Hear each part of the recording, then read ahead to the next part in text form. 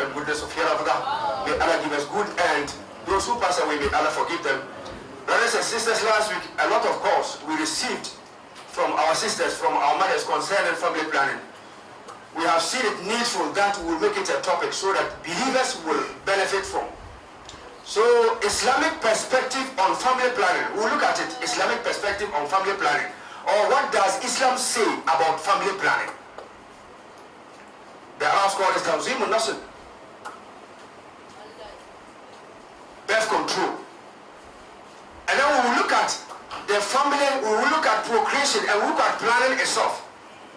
And also we will look at the history behind family planning as far as Islam is concerned. We should know if there is a background. And we will talk about the types, the temporal method, and then the permanent method, and then differentiate it. And also we conclude, inshallah. May Allah make it easier for us.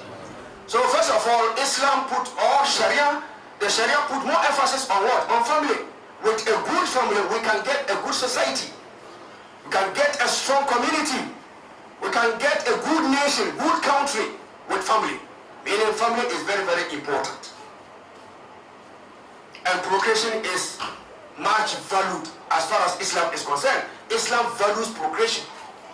The objective of marriage is procreation, to produce. Just to produce, that is the objective, that is the aim of marriage. That's why when Allah tries the couples and there is no son, there is no child, in fact, there are a lot of things that will happen. May Allah make it easier for us. So that is procreation. Islam, values procreation within marriage. So let's go back to what? Planning. Islam accepts planning. With planning, family khatawat yasul al-hadaf. With planning, we can get our aim, our goal. Where we want to go, with planning, we can go. We can plan. 1 year time, I want to do this. 2 years time, I want to do this. Islam accepts it. Islam recommends it. فَإِذَا أَزَمْتَ فَتَوَكَّلْ عَلَى اللَّهِ. Allah said, when you after taking your decision, put your trust on Allah subhanahu wa ta'ala. That is planning. Allah said, إِنَّا خَلَقْنَا كُلَّ شَيْءٍ بِقَدَرٍ. إِنَّا كُلَّ شَيْءٍ خَلَقْنَاهُ بِقَدَرٍ. He has created everything with measure, with proportion, with predestination. That is planning. ما أصاب من مصيبة في الأرض ولا في أنفسكم إلا في كتاب من قبل أن نبرأها. No calamity, no misfortune befalls on you or on yourself, except it is recorded in the book before Allah brings it into what? Existence. That is planning.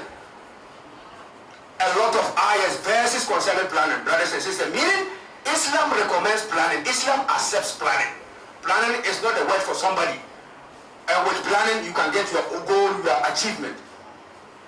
So here we go to, the background. The Sahabas used to say, we used to plan, or we used to practice coitus interruptus during the lifetime of the messenger. Whilst the Quran was being revealed to the messenger sallallahu alaihi wasallam.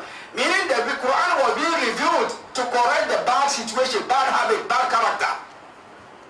Once the Quran is silent about something, meaning the thing is allowed, is permitted. That's why we say we have 3 types of sunnah. Sunnah by seeing, sunnah by action, and sunnah by what? Approval. And this is sunnah by approval. They say they used to practice it during the lifetime of the messenger. Had it been, unlawful, the Quran would have prohibited it. We used to practice coitus interruptus while the Quran was being revealed. And Quran didn't say, that's what scholars are saying, if the messenger has forgotten to remind them, Allah did not forget. Allahu Akbar. Meaning it's permitted.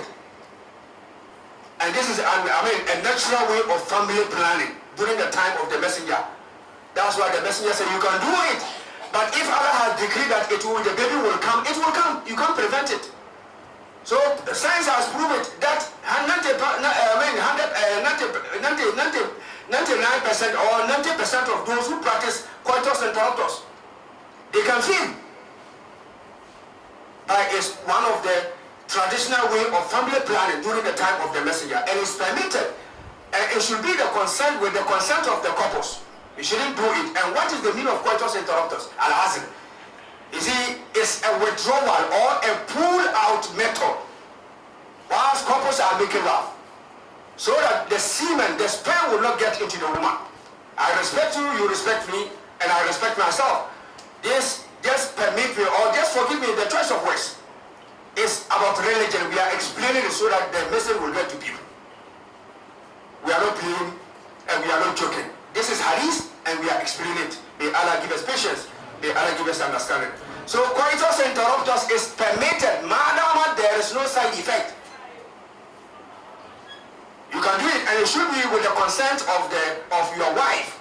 You shouldn't do it whilst your wife is not aware. Before she realizes you are pulling out or you are withdrawing. No, it should be with the consent of your wife.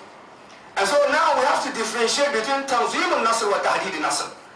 That is the two types of family planning.